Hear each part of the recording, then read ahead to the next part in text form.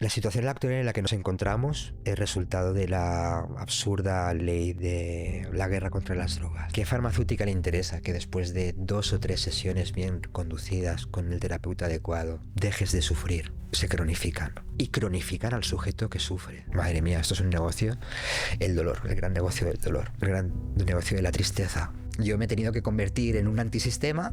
Me lo habéis puesto vosotros. ¿Cómo empezaste a interesarte en los psicodélicos? A través de la muerte. No podemos entender ninguna sustancia enteógena en su sentido ritual sin el conjunto de símbolos que la rodean. Es decir, sin la cultura en la que se da y se ha dado. Entonces, las sustancias no son ni buenas ni malas. Un clásico, ¿no? No existe el veneno.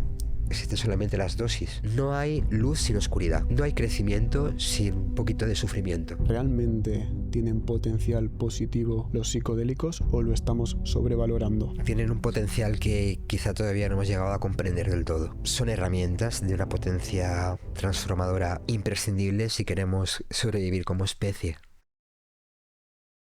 Bienvenido, Salva, ¿cómo estás? Muy bien, gracias. Encantado de estar aquí. ¿Quién eres y a qué te dedicas? Bueno, soy terapeuta transpersonal. Actualmente trabajando, acompañando a personas en procesos de transformación complejos. De formación soy filósofo, estudié filosofía, pero sobre todo soy un buscador, sinceramente, ¿no? Todo lo que actualmente soy es producto de un viaje largo en el tiempo, lleno de experiencias que han hecho lo que soy, efectivamente, ¿no? Por eso necesito también incluir dentro de mi formación esta cuestión, ¿no?, de la búsqueda. Considero que la curiosidad es el agente primordial que mantiene en movimiento el mundo y que nos permite realmente crecer, trascender y demás, ¿no? Cuando estuvimos hablando, tenías aún algo de dudas sobre cómo quieres que te conozcan la gente. Entonces, si puedes explicar cómo quieres y cómo no quieres que piense la gente a qué te dedicas. No quiero que se me juzgue, pero esto es inevitable, seguramente, ¿verdad? Entonces, de hecho, parte de cómo me presento al mundo es una cuestión importante para mi relación con el mismo. Y me explico. Justo a lo que me refería antes, ¿no? Este proceso de este viaje, estas vivencias tan importantes para conformar lo que soy, también han dado forma a la envoltura externa, ¿no? Y lo que hace mucho tiempo asumí es que el contraste cultural de lo que la sociedad media pueda pensar cuando me ve y lo que en realidad soy y transmito suele generar un tipo de cortocircuito en aquel que lo recibe. No ha sido algo consciente o voluntariamente buscado, pero se ha dado de esta forma, ¿no? Y me explico. De alguna forma me siento orgulloso de poder romper un esquema o un prejuicio, ¿no?, con el hábito hacia el monje. En este caso, sí que me gusta que lo que la gente ve de mí hable de lo que he experimentado, pero que no contenga nada en particular, con lo cual la persona que tengo delante pueda prejuzgarme antes de obtener una imagen real de lo que soy. Para dejarlo claro, has empezado diciendo terapeuta, pero tú eres distinto a los terapeutas tradicionales que todos conocemos. Eres terapeuta psicodélico. Si el término te parece apropiado, ¿puedes explicar las diferencias? Es importante aquí marcar. Yo no soy psicoterapeuta. Psicoterapeuta es aquel que ha hecho la carrera de psicología y después se ha especializado en alguna metodología particular. En mi caso, soy terapeuta porque he hecho una formación muy específica, reconocida en Barcelona durante 3 años, que incluyó también una serie de prácticas muy interesantes. Y en la actualidad también es un terreno complicado porque esto de ser terapeuta es algo muy abierto y efectivamente no hay una titulación oficial por parte de la universidad que lo reconozca como tal y cualquiera se podría llamar terapeuta de una forma legal y entre comillas segura, ¿no? Pero Es verdad que la línea que yo escogí a nivel de formación sí que está directamente conectada con una vía muy particular de la psicología, que es la psicología transpersonal. ¿Puedes explicar brevemente qué es la psicología transpersonal? Voy a intentarlo, porque no es sencillo. Es un tipo de psicología, un tipo de práctica que desde luego pertenece a la línea del psicoanálisis y cuyo principal representante es Stanislav Grof, un psiquiatra vienés, si mal no recuerdo, mm, cuya principal actividad estuvo entre los años 40 a actualmente continúa con vida. Em, y podríamos entender la psicología transpersonal como aquella que, más allá del contenido clásico del inconsciente, que utilizaba el psicoanálisis como base teórica para el trabajo terapéutico, conecta con un tipo de información dentro del sujeto analizado que va más allá de su historia biográfica. ¿Qué significa esto? A través del tiempo y obviamente la práctica, en este caso particular, el iniciador de esta vía, Stanislav Grof, pudo comprobar, también a través del uso de algunas herramientas particulares, que los estados de conciencia pueden ser ordinarios y pueden ser no ordinarios. Aquí nos podemos referir también al mundo de los sueños, o cualquier tipo de estado inducido, por ejemplo, por una sustancia psicoactiva, ¿no?, que modifique la psique. Igual de abstracto que podría resultar el concepto de inconsciente, pero a nivel práctico hemos descubierto que tiene una funcionalidad muy concreta, y es que aquello que el sujeto ha vivido en el pasado lo ha marcado de tal forma que en el presente todavía ejerce una fuerza clara y visible, somatizada, es decir, a través de la manifestación de un síntoma. Y se ha comprobado, aunque esto le pueda molestar a mucha gente, la efectividad de cómo trabajando sobre aquel primer trauma, aquella primera experiencia traumática, trabajando de forma consciente, el presente se reactualiza de forma saludable. ¿Mm? Hay toda una información que va más allá quizá de lo que el sujeto ha experimentado de forma directa o biográfica, ¿no? Todo esto nos conecta con aspectos muy delicados como la espiritualidad, lo trascendente, ¿no? Y cómo incluirlo efectivamente en el proceso de autodescubrimiento o de salud del individuo. Esto nos conecta, por ejemplo, con el linaje familiar.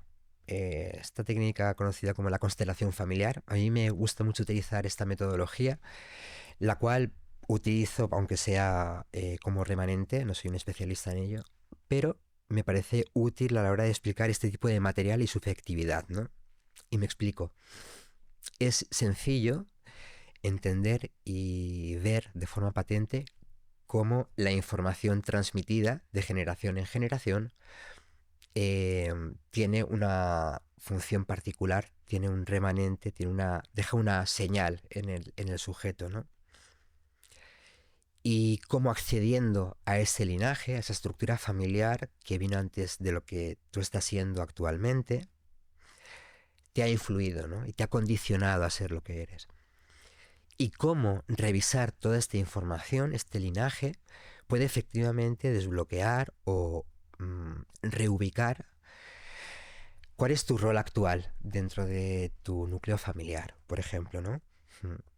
Entonces, para reubicarnos en el argumento, la psicología transpersonal es aquella que reconoce y emplea, utiliza todo este tipo de material que está más allá de lo palpable, de lo visible, de lo reconocible, pero que sin embargo el sujeto experimenta de una forma vívida y real, como pueden ser los sueños, por ejemplo, o cualquier experiencia inducida por una sustancia psicoactiva, ¿no? Actualmente la neurociencia, por ejemplo, ha demostrado cómo en neuroimagen la actividad cerebral, las áreas del cerebro, perdona, que se activan durante una experiencia psicodélica, el sueño o una experiencia real, son exactamente las mismas. Con lo cual queda demostrado que para el sujeto que lo experimenta es igualmente válida ambas experiencias, ¿no? El recuerdo, el sueño, la alucinación o la experiencia directa, ¿no? Dejan exactamente la misma huella porque en el momento que son experimentadas, el efecto sobre el cerebro, si nos apetece hablar del cerebro, es el mismo, ¿no? Por lo tanto, tenemos que empezar a tomar responsabilidad sobre este tipo de información y qué efectos van a tener sobre la persona, ¿no? Y sobre su estructura profunda. Y has estudiado en Barcelona. ¿Cómo es? ¿Cómo fueron tus años ahí? En este aspecto, bueno, debo, debo aclarar primero que en este campo del trabajo con psicodélicos, por ejemplo, y la psicoterapia transpersonal trabaja con ellos o desde ellos, es imprescindible ser muy cauto a la hora de escoger quién o con qué, o sea, junto a quién te formas, ¿no? Quién te transmite la información. Y en particular también me resulta imprescindible hacer una mención y recordar que aquí en España hemos tenido grandes representantes del movimiento psicodélico en el campo de la antropología, de la sociología, de la psicología y de las ciencias puras. Y es muy importante hacer referencia y en la actualidad vemos que todavía continúa cierta línea de estudio, ¿no? Con el nuevo renacer psicodélico, ¿no? Desde la parte más científica, ¿no? Si se dice, puede decir así. Y en particular Barcelona ha sido el lugar que, por unas condiciones u otras, desde los años 60-70 acogió a la gran mayoría de gente dedicada al estudio de estas sustancias y de los campos en los que se pueden aplicar, ¿no? ¿Puedes nombrar algún nombre? Sí, puedo hacerlo y creo tener el derecho de, incluso la responsabilidad de mencionarlos. Bueno, mi escuela, el Instituto Transpersonal Integrativo, está dirigido por el doctor Iker Puente. He trabajado y me he formado también con el doctor Josep María Fericla, catedrático de antropología en la Universidad de Cataluña. Eh, por supuesto, no podemos dejar de mencionar a el que seguramente sea uno de los grandes intelectuales de nuestra época, Antonio Escotado, al que tuve también el placer de conocer directamente en un par de ocasiones. Y desde luego, aunque no directamente, y me habría gustado mucho, no podemos dejar de mencionar a Claudio Naranjo como seguramente uno de los principales representantes de esta línea, ¿no? Y, por supuesto, es muy importante recalcar que en todos estos casos, los representantes de cada una de estas líneas provienen del mundo académico.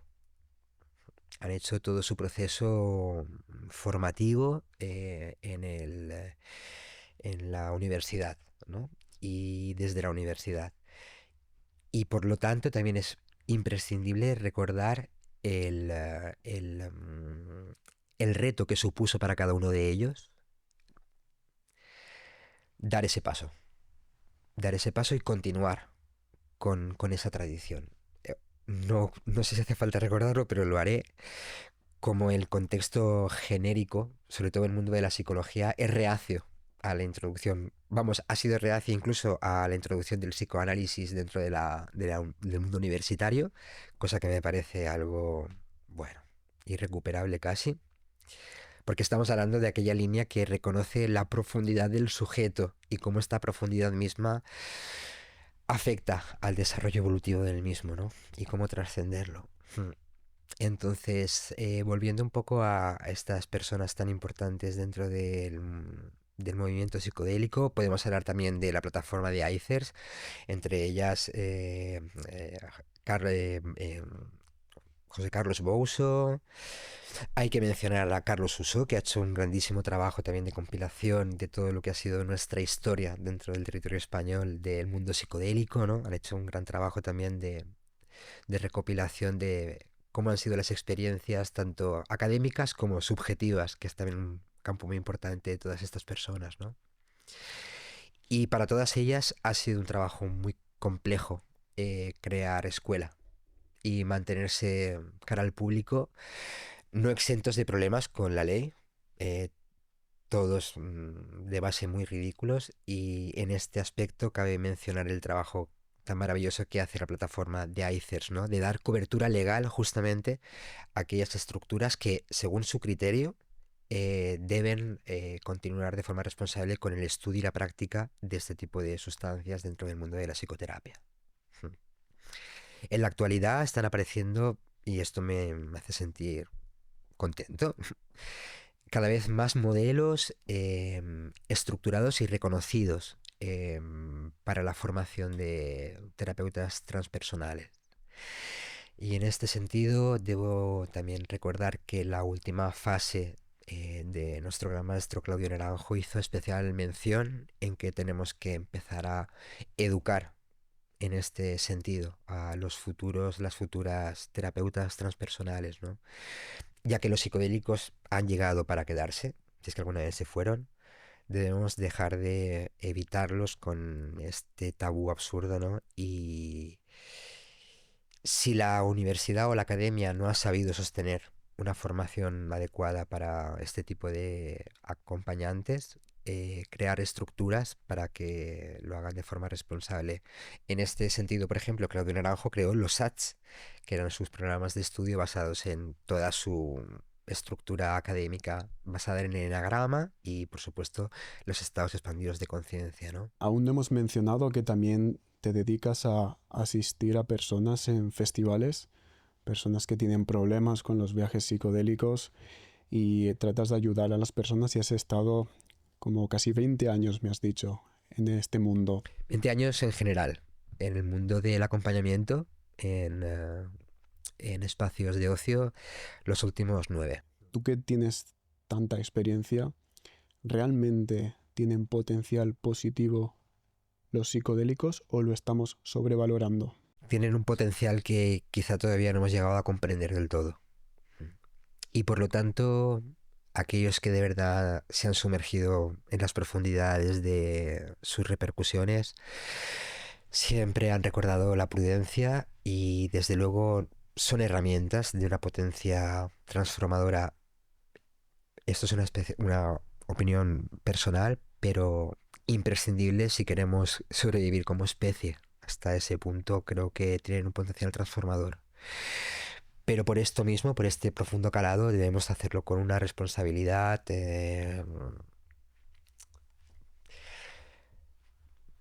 La situación actual en la que nos encontramos es resultado de la absurda ley de la guerra contra las drogas. Hasta qué punto la gente que está haciendo estos esfuerzos para incluirlos dentro de la estructura convencional de la salud se encuentran constantemente con el mismo escollo absurdo y ridículo, ¿no? Y aquí podríamos entrar también en cuestiones de intereses económicos y de farmacéuticas en las que no me corresponde entrar, ¿no? Volviendo a la pregunta que me has hecho, en mi caso particular, que soy justamente producto de esta actitud absurda frente a las drogas, y me explico. Yo tuve la obligación, como la gran mayoría de mi generación, de encontrarme con ellas en espacios de ocio, justamente, ¿no? Esto implica muchos riesgos y podríamos profundizar en ello, pero de momento voy a ceñirme a tu pregunta. En mi caso tuve la fortuna de que varias experiencias vitales, muy profundas en mi caso, coincidieron con mis primeras experiencias en contacto con estas sustancias, ¿no? Y tuve la red de apoyo suficiente y vuelvo en este caso a hacer referencia a estos maestros y a todo el material que se han dedicado a publicar durante tantos años como los límites de seguridad necesarios, ¿no? Para todo explorador psicodélico. Y tampoco podemos olvidar que las drogas han estado con nosotros desde siempre, desde que somos cultura. Y la celebración es uno de sus principales leitmotiv, no sé cómo referirme a esto. Y por lo tanto, todas las sustancias psicoactivas dentro de un marco de la búsqueda del placer deben ser entendidas efectivamente como elementos referidos al exceso, como toda buena celebración. En este caso deberíamos, por ejemplo, hacer referencia a Apolo y Dioniso, ¿no? En el sentido clásico. Em, Han estado siempre con nosotros y van a estar siempre con nosotros, ¿no? Es más, hay teóricos que les adjudican el poder de los grandes cambios de paradigma evolutivo, como cultura, incluso como especie, ¿no? El contacto con estas sustancias que activan o superactivan nuestra capacidad de relacionarnos con la realidad, ¿no? Todo esto que actualmente dice la neurociencia, ¿no? De que los psicodélicos transforman la red neuronal por defecto. Es decir, el efecto perdura en el tiempo, de forma constructiva o positiva. Áreas del cerebro que no es que estuviesen desconectadas entre sí, pero activan o refuerzan la interacción entre las mismas, ¿no? Esto es muy importante de entender. Y a pesar de que han intentado restringir su uso a los espacios de ocio, con todo el riesgo que esto conlleva, como te decía antes, y aludiendo a esta originaria forma de entender las sustancias como un modo de celebración. Las sustancias son compartidas con los demás, ¿no? Imprescindible. Pues dentro de los espacios de ocio ha habido siempre personas que han decidido también, porque es inevitable, aprovechar este potencial expansor de las sustancias psicoactivas, ¿no? Por lo tanto, todos los espacios, todas las asociaciones o grupos que están conectadas con la reducción de daños o el acompañamiento psicodélico, y me reconozco como participante de estos espacios, ¿no? Una vez reconocimos el potencial de dichas sustancias, nos dimos cuenta de el potencial de abuso dentro de las mismas, eh, y que teníamos la responsabilidad, ya que ninguna estructura iba a hacerlo por nosotros, de tomar las riendas un poco, ¿no? De por qué no hacer de las fiestas donde sí que tienen cabida estas sustancias lugares de encuentro, a pesar de que esta palabra puede estar demasiado manoseada, sagrados. Hacer de los espacios de ocio auténticos rituales de encuentro. Lo que han sido siempre las fiestas y lo serán. ¿En tu opinión hay que legalizar las drogas o es un peligro? Esto es un debate eterno. Las drogas no se pueden prohibir, como decía nuestro maestro Escotado, ¿no? Y de hecho, todo intento que ha habido hasta ahora por hacerlo no ha generado más que muerte y sufrimiento, ¿no? Un mercado negro donde todo el mundo pierde en realidad.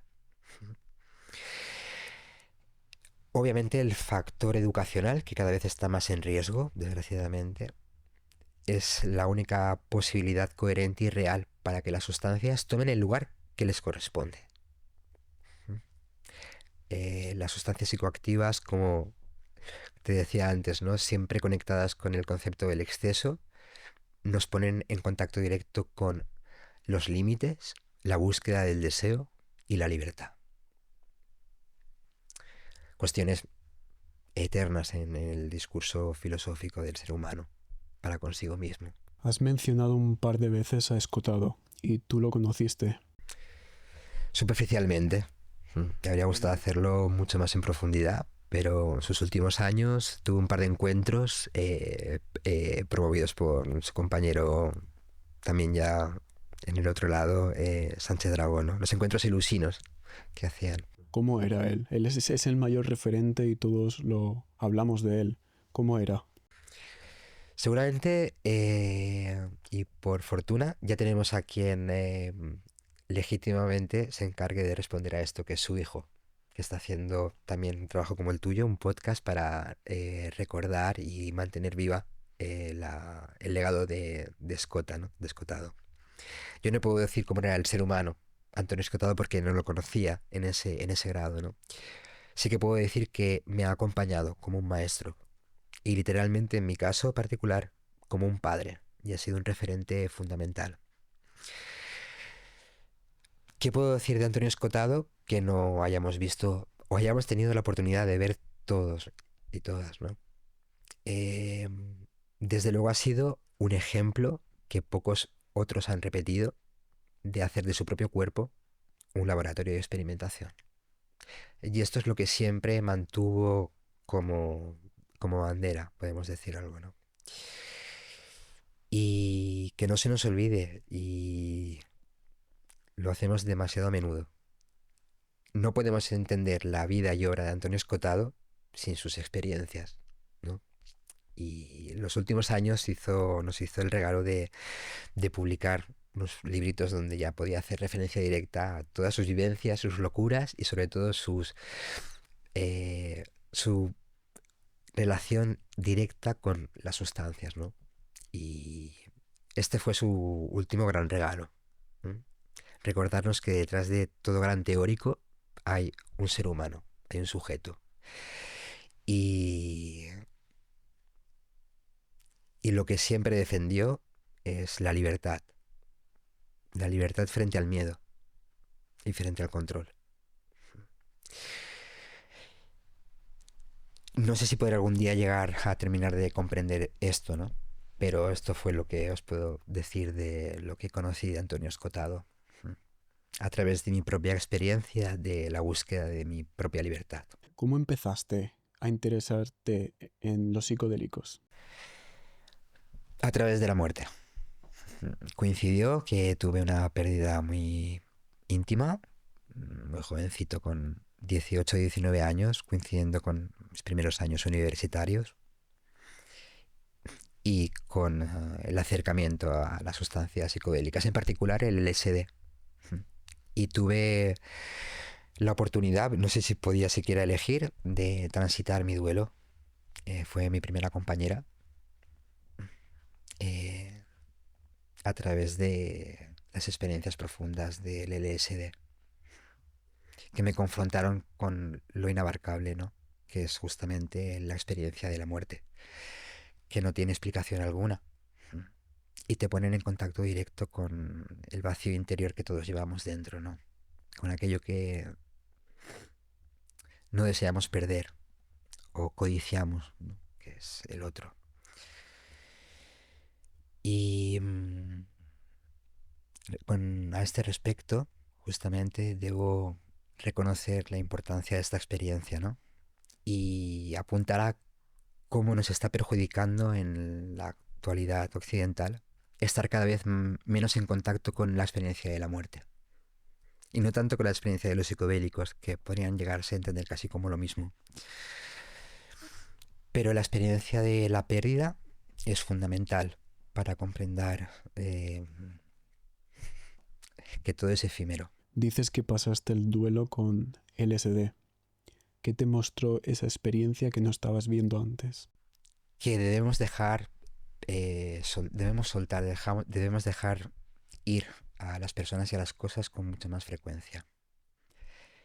El duelo, cuando se refiere a la pérdida real de una persona, es una experiencia, pero muchas de las tradiciones reconocen que debemos vivir y vivimos varios duelos en nuestra vida para vivirla de una forma coherente y completa, ¿no? Todas las experiencias o empresas que tomamos tienen un final, tienen un principio y tienen un final. Y de alguna forma, la experiencia devastadora de la pérdida real de esta persona, con la experiencia profunda que te induce el LSD, donde una de las vivencias que hemos aislado y reconocido es la de la famosa muerte del ego. Es una experiencia muy compleja de explicar ahora, pero donde efectivamente el sujeto experimenta desaparecer. La angustia, el terror absoluto frente al vacío, frente a la desaparición, a la disolución total. Que seguramente es el miedo más atávico que tiene el ser humano. Entonces, a pesar de ser algo arriesgado, fue una experiencia que me cambió la vida. Y de hecho, lo he repetido en muchas ocasiones. Agradecí y agradezco mucho la muerte de mi compañera, porque marcó el destino del resto de mi vida. Y sobre todo, y esto creo que es fácil de entender, cuando te sucede algo así, el resto de problemas pasan a un segundo plano. Se relativiza, ¿no? Y otra de las, perdón, características que solemos mencionar como generales o genéricas de los psicodélicos sería esta, ¿no? Una toma de distancia, una relativización de lo egoico, de todos los problemas convencionales que nos generan angustia y que no deberían. ¿Y qué pasó después de esta experiencia? Fueron muchas. O sea, la experiencia general del duelo, ¿no? Dices, pues que no tuve otra elección, no tuve otra opción. La experiencia interna fue tan real que tuve que destinar el resto de mi existencia a eso, a eso. ¿Y qué es eso? Es un gran misterio, ¿no? Pero como te decía, y esto es importante de recordar, en mi caso por la carrera que estaba en ese momento estudiando filosofía, pero sobre todo por estos padres a los que me refiero. También podemos hablar de Terence McKenna, de Watts, de Wasson, podemos hablar de Mircea Eliade como uno de los grandes estudiosos de las religiones y de los estados extáticos, ¿no? Dentro de todas las tradiciones esotéricas, ¿no?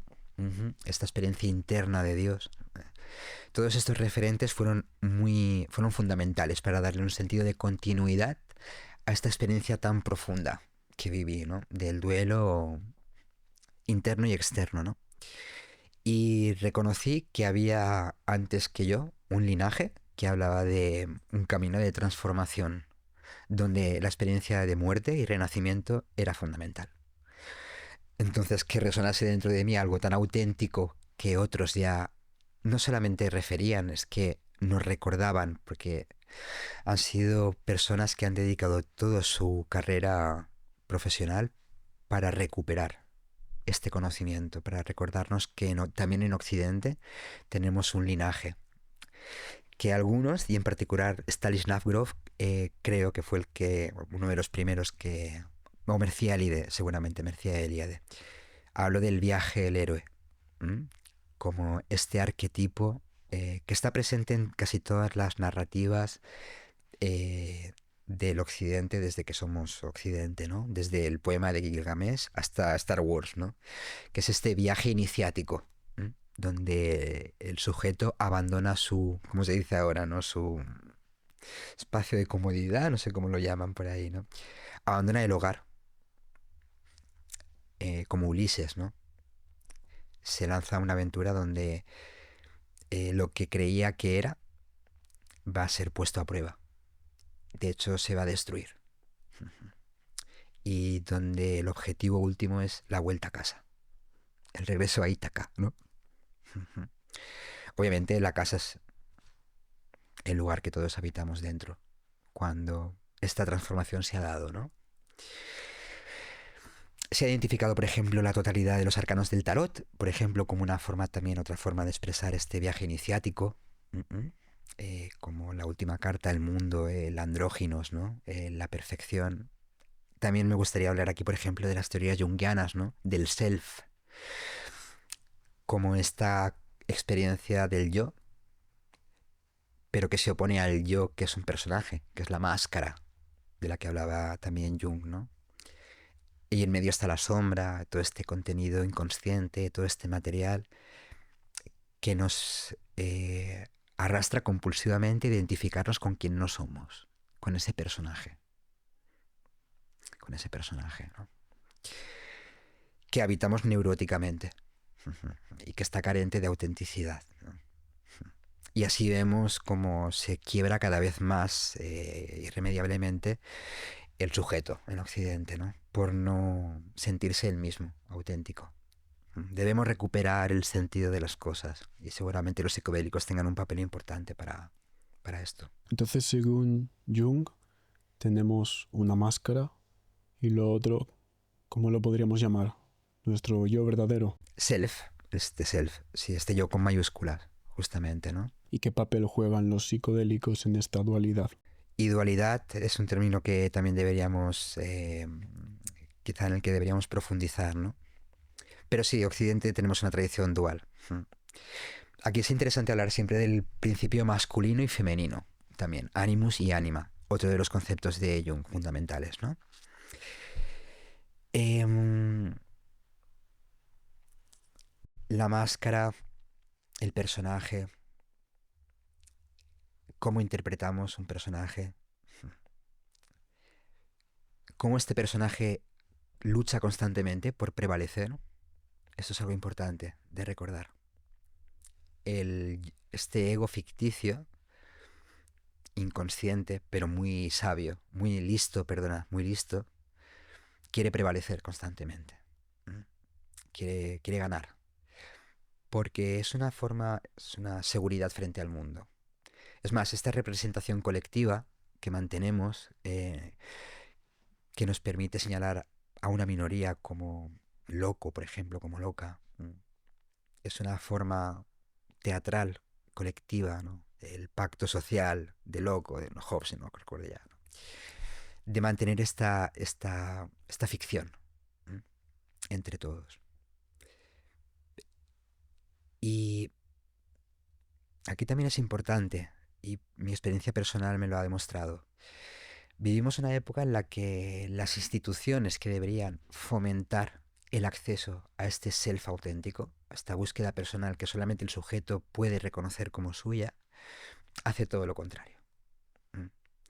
Esta cada vez más homogénea forma de entender la educación, terrible, terrible, que genera cosas como, bueno, que inventa síntomas, enfermedades, el famoso TDAH, TDA. Cuando rascas un poquito, no demasiado, te das cuenta de que es la incapacidad que tiene la estructura de la educación para atender de forma personalizada la necesidad de cada individuo. Sí. Creando una sociedad gris, uniforme, una masa, obediente, y todo este discurso que quizá ya conocemos todos, ¿no? Que no deberíamos ni recordar. Y de vez en cuando alguien se revela contra todo esto. Tenemos ejemplos en la historia, vamos, para aburrir, ¿no? También recordar que estas mismas instituciones, cuando el sujeto intenta rebelarse, va a hacer todo lo posible para aniquilarlo. Todo lo posible. También tengo que decir que me siento orgulloso, me siento más liberado de ver cómo cada vez aparecen nuevas estructuras que ya intentan contrarrestar este efecto, ¿no? Sobre todo en la educación, ¿eh? Muy importante. Las escuelas alternativas, las líneas como la Waldorf y todo esto, imprescindibles, ¿no? Y Claudia Naranjo ponía mucha atención en esto mismo, ¿no? ¿De qué se trata? De permitir a nuestros hijos e hijas, primero que nos enseñen y no enseñarles, ¿no? Muy importante. Y sobre todo que se descubran, que tengan la posibilidad de descubrirse, ¿no? En todas las etapas del desarrollo, ¿eh? Por supuesto. Obviamente hay unas en las que papá y mamá tienen un papel fundamental y deben acompañar este proceso. Y luego hay una muy importante también que hemos olvidado. Algunos países europeos todavía lo mantienen. Creo que Francia es una tradición todavía presente y viva, que se trataría el famoso año sabático. Cuando terminas la educación secundaria, antes de empezar la carrera que elijas, te permiten un año entero para viajar. Yo me encontré con personas que estaban haciendo esto, que le habían permitido en sus países respectivos. Yo estaba haciéndolo pues como rebelde, porque en este caso en España no nos lo permiten en absoluto, ¿no? Y en este proceso de rebeldía, lo que la persona, el sujeto tiene que hacer es primero rebelarse contra su casa, contra la estructura en la que se ha desarrollado, ¿no? Frente a papá y mamá. Y en ese proceso, no carente de riesgos, que de hecho son fundamentales, el sujeto debe equivocarse, debe experimentar, equivocarse, caerse y levantarse de nuevo, pelarse las rodillas. Y esto algunas culturas lo han tenido, muy pocas lo mantienen de hecho como un proceso fundamental para el paso a la vida adulta, por ejemplo, ¿no? Nosotros ya no nos quedan ritos de este estilo. Los hemos... Yo me acuerdo que, si me permiten la cita, espero que sí, no haya ningún problema, este maestro Josep María Fericla recordaba como él es de otra generación ya, en su infancia estaba todavía esta tradición viva de que hasta no pasada la comunión, los chicos por lo menos no podían llevar pantalón largo. Ibas siempre con pantalón corto. Una de las experiencias que te hacían entender que habías pasado ya ese mundo adulto era poder llevar pantalón largo. Fíjate, ¿no? Qué cosa tan... Pero suponía una gran diferencia. Entonces, este viaje iniciático de autodescubrimiento, mmm, debo decir, con tristeza en este caso, y por mi experiencia personal, que lejos de no estar contemplado por la institución general, está perseguido. Está perseguido. Yo me he tenido que convertir en un antisistema. Me lo habéis puesto vosotros, queridos. ¿Qué es lo que está perseguido concretamente? La libertad, la individualidad, la autenticidad, literalmente. ¿Sabéis? La oveja negra. Yo soy la oveja negra de mi familia. Todas las personas con las que he hecho mi viaje iniciático me han dicho lo mismo. En algún momento han recibido este apelativo de su familia. Dicen que la oveja negra es la oveja lista. ¿Sabéis lo que he entendido que representa, sobre todo, en la gran mayoría de casos? Un corte dentro del flujo lineal de, no sé si creo que me refería antes, de esta transmisión familiar, que en el caso de Occidente está basada en el silencio, en la transmisión del dolor y el silencio. Y por cierto, en este caso, nuestras mujeres, más en los países latinos y mediterráneos, son las que se han visto obligadas a cargar con ese trauma y con ese silencio. Sí. Y... Perdón, me he perdido. ¿Por dónde iba tu pregunta? La oveja negra, la más lista. Suele haber sufrido mucho. La oveja negra llega a su viaje iniciático habiendo sufrido mucho. Y como mínimo, para el resto del rebaño significa un espejo en el cual mirarse. Pocos lo hacen, pocos se atreven, digo del rebaño, porque si lo hicieran, el resultado inmediato es preguntarse qué hace dentro del rebaño todavía. Si la oveja negra pudo, ¿por qué yo no? Y luego en un sentido un poquito más abstracto, hablando esto de las constelaciones familiares, en muchas ocasiones, con la conciencia adecuada, la oveja negra permite revertir muchas veces un flujo energético, un trauma heredado a nivel familiar. Sí. Somos la primera generación que podemos volvernos hacia nuestros padres de forma crítica. Y esto debemos tenerlo en mucha consideración. Yo lo he hecho. Y es algo complicado, pero fundamental para una transformación completa, un self profundo. ¿Y a qué me refiero? Seguramente las generaciones previas podían volverse contra frente a su cultura hegemónica, ¿no? Yo he podido volverme hacia mi madre y hacia mi padre a preguntarles por qué o qué faltó. Debo primero reconocer que me han instruido para hacer este movimiento de forma segura, sin rencor. Los papás, en el 90 y tantos% de ocasiones, hicieron todo lo bien que pudieron. Esto no significa que hubiese faltas y carencias, ¿no? Pero vaya, mi padre si intentaba lo propio con el suyo, le daba un bofetón y... ¿Qué dices, niño? Y la generación que tengo por detrás, no sé, por detrás, por delante, que si algo creo que manifiestan es un grado mayor de sensibilidad, creo que todavía pueden hacerlo más todavía. Sí. Y esto es fundamental. Este giro hacia un diálogo, tiene que ser bidireccional también. Y por parte de los padres hay una parte también imprescindible, y debo también en este caso volver a mencionar a Cericla. Él también hace este trabajo, se dirige a los padres y en concreto a eliminar este factor de culpa heredado. Me explico. La gran mayoría de traumas heredados de padres a hijos, madres a hijas, son fruto de una frustración. Serás lo que yo no he sido.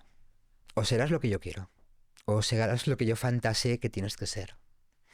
Esto solamente puede generar frustración, dolor y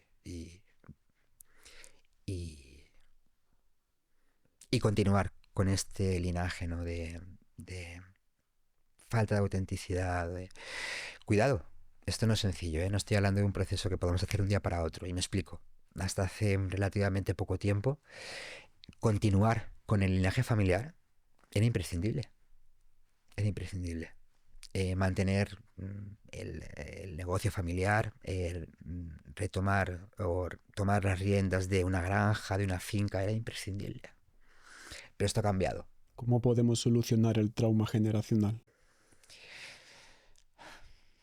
Con mucha compasión, con mucho cuidado y delicadeza. Primero hay que reconocerlo en uno mismo. Antes que cuidado con esa paja en el ojo ajeno cuando tienes la viga dentro, ¿no? ¿Qué se dice? Y es muy sabia esta afirmación. Primero uno entiende que le duele. Y esto es harto complejo, ¿eh? Aquí podríamos hablar, y me gustaría, en algún momento tal vez después, de una de las principales herramientas que yo utilizo en terapia. Lo que se suele referir como psicología del carácter, entender al sujeto como un conjunto de cualidades bien heredadas o bien del entorno, 50-50, componen al sujeto, a la identidad del sujeto. Quizá este yo, esta máscara, ¿no? Y según estas teorías, por lo menos en particular las que yo he transitado, hablan también de una función de adaptación al medio. Las primeras fases del desarrollo implican dentro del contexto familiar en el que te encuentres y cultural, y dependiendo, porque hay contextos muy puteados, es verdad, pero siempre los primeros años de desarrollo conllevan adaptarse, obviamente. El niño tiene que adaptarse, hay límites y son fundamentales, ¿no? Pero también son traumáticos, siempre son traumáticos. Es inevitable, es inevitable. Desde que el niño empieza a tomar control con respecto a sus funciones y empieza a demandarlas, empieza a entender que hay un yo y un mundo externo con el cual debe interactuar y sobre todo también con el cual debe limitarse y del cual depende, pues ahí entra el factor educacional, ¿no? ¿Qué hacen papá y mamá? Y cómo están de sanos papá y mamá y cómo ponen estos límites y cuán de neuróticos o frustrados y frustradas están, ¿no? Entonces, en este proceso casi siempre traumático de adaptación, creamos una identidad con la cual nos identificamos, pero no es auténtica, porque hace referencia a este proceso traumático de adaptación. Y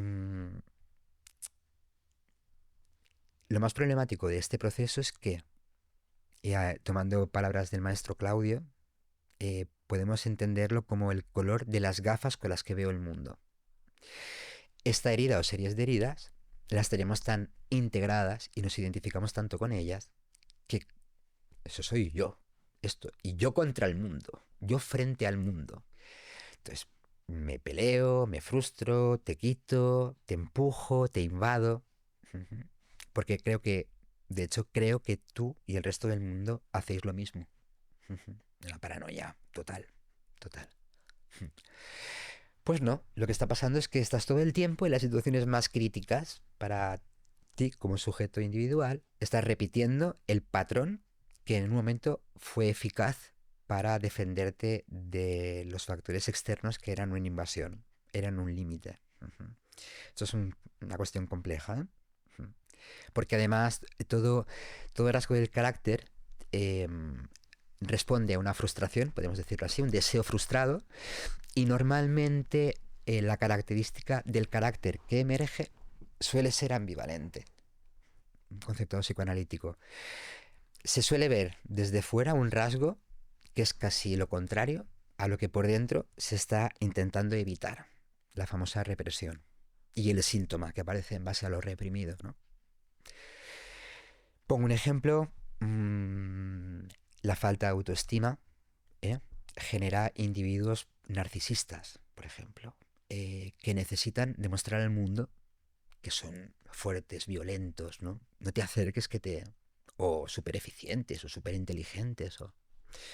Y notas ahí de fondo algo y dices, pero esto, ¿por qué es tan artificioso? ¿Por qué esta persona se ve obligada a manifestarse de esta forma? ¿Por qué se identifica? Y muchas veces violentamente. Cuando estos rasgos se ven obligados a manifestarse de nuevo, defensivamente, lo hacen porque primero creen haber visto una amenaza fuera y por lo tanto tienen que defenderse frente a la misma. Entonces, vuelvo a repetir, el color de los cristales con los que veo el mundo. Y creo que el mundo es así. Y creo que yo soy ese. Y no es cierto. Ujú. Soy ese herido, esa herida. Se dice que el mayor rasgo de inteligencia es la capacidad de... ¿Has dicho el mayor rasgo de inteligencia? es la autoobservación. Volvería a hablarte de la sabiduría, quizá, frente a la inteligencia. La inteligencia es verdad que puede ser un rasgo también, parece, hasta lo que hemos entendido ahora, heredado en parte, ¿no? O sea, hay sujetos que tienen mayor capacidad para volverse más o menos inteligentes, ¿no? Unas limitaciones, por ejemplo, biológicas, ¿no? Pero sí, creo que la capacidad de tomar distancia implica autoobservación. Y cuando... que eso es la conciencia, la capacidad de autorreflexiva, pues cuanta más distancia, menos nos identificamos o más nos separamos de este sujeto erróneo o herido, por ejemplo. Tomar las cosas con distancia, relativizar las cosas, justamente. ¿Y cuál es para ti la diferencia entre inteligencia y sabiduría? Muy buena pregunta, de verdad. Muy buena pregunta. La inteligencia es acumulativa. Datos. Datos. O la capacidad de acumular datos, por ejemplo. Podríamos... Hay veces que resulta muy confuso, por ejemplo, diferenciar entre alguien astuto e inteligente, por ejemplo, ¿no?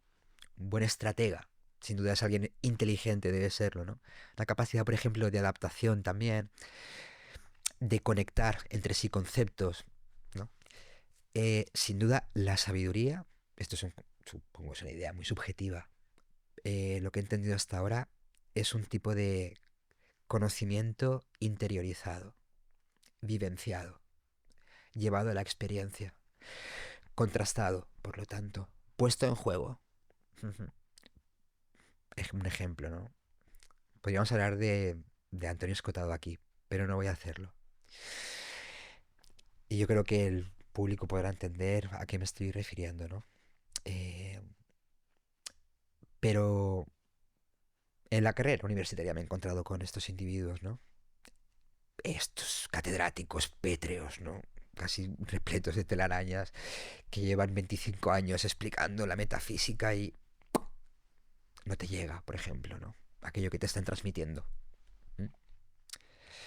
Acumuladores de conocimiento, de información. Cuando sales al mundo, cuando pones en juego ese conocimiento, cuando lo llevas al cuerpo, te transformas poco a poco en alguien sabio. Por ejemplo, en la antigüedad creo que está conectado. Hasta ahora creo que lo estoy entendiendo así. Los grandes sabios, había grandes sabios cuando todavía las ciencias, lo que entendemos actualmente como ciencias, eran un estudio de campo mucho más amplio, que incluían la filosofía, la metafísica, la espiritualidad, la astrología, la astronomía, la alquimia. Ujú. Igual con estos datos un poco puedo equivocarme, pero si mal no recuerdo, por ejemplo, voy a decir ahora Tesla, creo que Tesla. Si no es Tesla, Newton. Bueno, grandes académicos que entendemos padres de la modernidad, ahora se empieza a redescubrir, pero dedicaban más de la mitad de su tiempo y su energía al estudio de las ciencias ocultas, que ahora entendemos, las ciencias arcanas, ¿no? Eran los grandes genios, eran inevitablemente llamados por esa otra realidad, que siempre será un misterio, que en la actualidad hemos querido sacar de la ecuación del conocimiento. Grandes sabios, estos grandes sabios de la antigüedad. Ujú. Sí, sí. Los padres modernos de la aritmética, la geometría, la metafísica, las matemáticas, la astronomía, que sin embargo hablaban de espiritualidad. No se puede entender las escuelas clásicas griegas sin hablar del alma, ¿no? ¿Qué es la espiritualidad? Aquello a lo que tendemos naturalmente, parece. Sin duda, sin duda. Sin duda. Decía Jung, somos animales espirituales. Somos animales espirituales.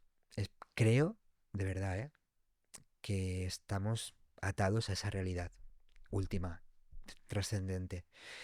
Creo que sin ella, sin esta espiritualidad, estamos vacíos y nos estamos vaciando.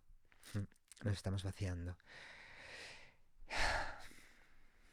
La espiritualidad creo que en sus mejores momentos, o como lo yo he entendido, ha sido cuando las culturas han intentado buscar a Dios dentro de sí y no fuera, y no fuera.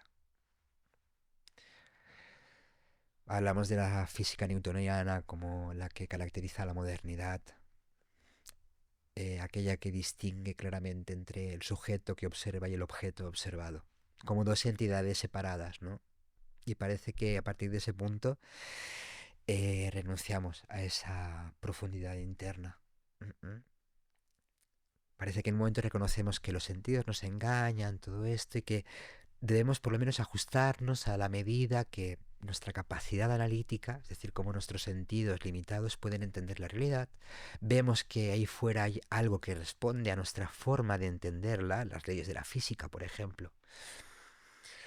Pero actualmente nos encontramos como con los paradigmas de la física cuántica, reconocen realidades que todavía no podemos observar del todo. Nos faltan instrumentos, por ejemplo, ¿no? Creo que en la antigüedad no les hacía falta esta tecné tan forzada, ¿no? Se reconocía el misterio como un área que no se podía del todo entender. ¿M? Entonces, y hablando de, está llegando algo, eh, frente a las ciencias o a la técnica, que parece que en la modernidad tiene siempre un instinto o una tendencia al control, al dominio, a dominar una realidad externa, modificarla. La espiritualidad creo que en sus mejores formas siempre refuerzan la humildad, que es la vivencia interna de que hay algo que te supera. Sí. Y por lo tanto esto te libera de mucho peso también. Sí. Te entrega humildemente a tu destino, en parte. No somos el ombligo de nada. Entonces la espiritualidad es un contacto directo con esto, con algo que nos supera, de lo cual participamos y que seguramente, esto es algo muy personal, seguro, el acto consciente de autoobservarnos, eso sea Dios, no sé, intentando nombrarse. Bueno, hasta aquí puedo llegar con este discurso, sin entrar en otras cosas más profundas. Vamos a retomar el hilo de tu historia. Asistes en festivales a personas que están teniendo viajes desafiantes. ¿Lo haces porque te nace por amor al arte o el festival te contrata para este trabajo? Buena pregunta. Hasta ahora he trabajado durante muchos años para el mismo festival.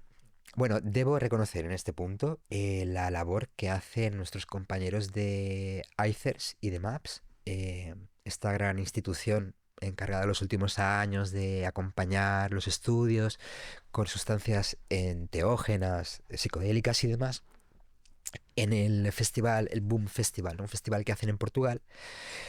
Ellos creo que han sido los padres, por lo menos aquí en España, de crear este espacio. Ellos lo llaman Cosmic Care y son un conjunto de especialistas, muchas veces del área de la salud mental, que por amor al arte muchas veces, casi siempre, perdón, em, crearon estos espacios, ¿no? Seguramente este trabajo venga de los primeros grupos de reducción de daños o consumo responsable, ¿no? Todos podemos conocer a Ilaquet, Energy Control. Debo hacer aquí una especial mención a nuestros compañeros de Consumo Conciencia, una asociación de Zaragoza que hace un trabajo excepcional, con el cual siempre he colaborado, mano a mano. Y esto es interesante, ¿no? Porque efectivamente la reducción de riesgos, ¿no? Cuando hablamos de psicodélicos en el contexto del ocio, lo que decías tú, las experiencias sobrecogedoras o se pueden dar y se suelen dar, ¿no? Entonces, en contraste a estos primeros servicios, yo debo decir, y esto es algo un poquito complicado y alegal, que nuestra función reconocida hasta ahora y permitida en los espacios de cuidado que yo por lo menos transito, llegarían hasta el cuidado asistencial.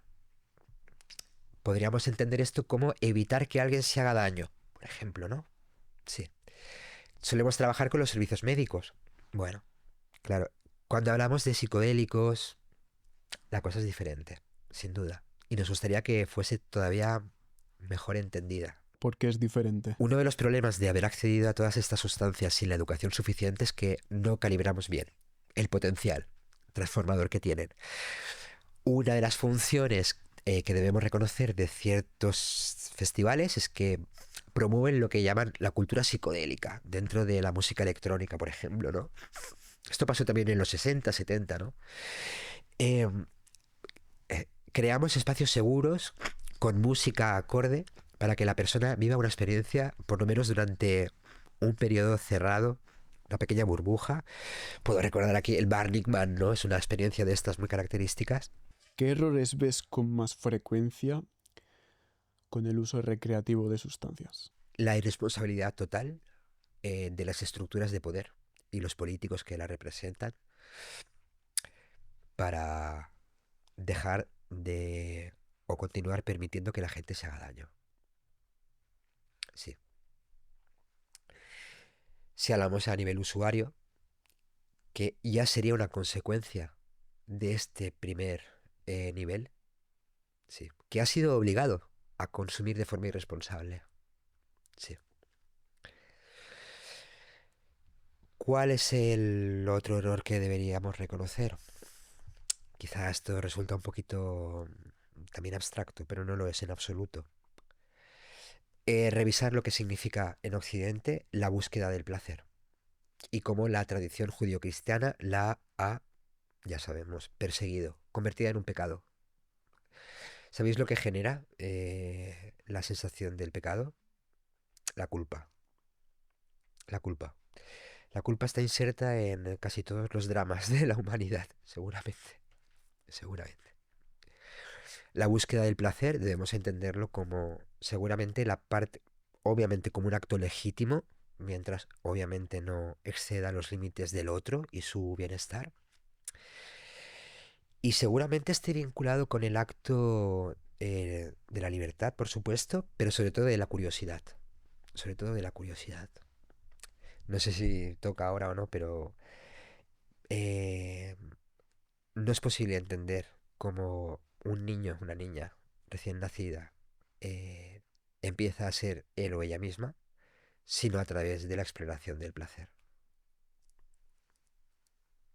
No sé si actualmente aún hay alguien que discuta esto, me parecería ridículo, no me extrañaría. No hace falta hablar de fase oral, anal, o sí, también es válido, ¿no? Pero es obvio, ¿no? Que llegamos al mundo de una forma totalmente violenta. El paso del medio acuático al medio aéreo es algo extremadamente violento. E inmediatamente aparece algo que nos calma y que nos pone en contacto con nuestra capacidad para obtener placer frente al dolor. La teta de la madre, desde luego. Y el primer acto que parece que emerge de nosotros es la llamada de esta teta tan satisfactoria. Sí. El llanto, primero, lo que busca es esto, ¿no? El control de los esfínteres, o sea, em, el placer, la búsqueda de placer. Que continuamos como... continúa siendo algo... continúa siendo un tabú en la actualidad. Y desde luego, creo que esto se puede aplicar en un contexto histórico transcultural. Es que ¿sabéis que los animales se drogan? Creo que esto ya lo sabe todo el mundo, ¿no?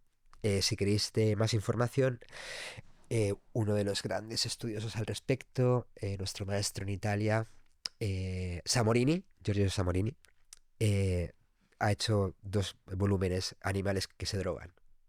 Jirafas, monos, bastantes, ¿no? Que buscan frutas fermentadas. ¿Cómo se drogan? Las jirafas, ¿no? Buscan, una vez las prueban, la fruta fermentada con etanol o etinol, la buscan. Claro. Les gusta ese estado, ¿no? Les resulta gratificante. Y por alguna razón, la madre naturaleza no lo ha eliminado de la cadena de acontecimientos, porque sería como llamarlo antievolutivo. Entonces, sí, la búsqueda del placer. Que el juego también, ¿eh? Hay búsqueda de placer cuando vemos a cachorros de león jugando entre ellos. Y bueno. Eh, em, pero cuán de complejo se ha vuelto este acto, parece natural, de buscar el placer, en el caso de las estructuras tan complejas del cerebro humano, ¿no? Desde la parte reptiliana hasta neocórtex, ¿no? Eh, y hemos vuelto, a través de la cultura, esta búsqueda del placer, algo muy complejo, enrevesado, laberíntico.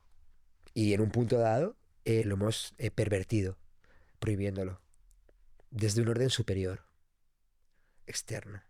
Dios o quien sea, ¿no? Sí. Y... pero ¿cómo se puede haber pasado esto por...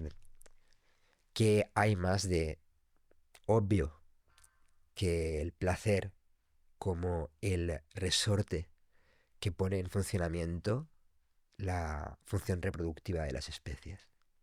Por eso tenemos placer con los orgasmos. Es un acto placentero. Ujú. Esto deja claro que la sexualidad, el otro gran tabú, generador de enfermedades neuróticas. Ujú. Por supuesto, ¿quién ha tomado el control sobre todo esto? La Iglesia, ¿no? Los grandes rectores de la moral. Ujú. Eh, el acto compulsivo de buscar el placer. Este es el gran argumento que se sigue utilizando para seguir demonizando a las drogas. Nos drogaremos hasta matarnos. O sea, somos tan infantiles, tan poco responsables, tan imbéciles, que lo haríamos así. Hasta matarnos. Dicen que no mata las drogas, mata la ignorancia. Esto es, no, escotado, escotado, correcto, correcto. Esto es un argumento que debemos tener, llevar a debate, que es lo que hizo Escotado durante muchos años. A un debate público que le pudo costar algo más que la carrera. Y lo hizo, ¿no? Lo hizo.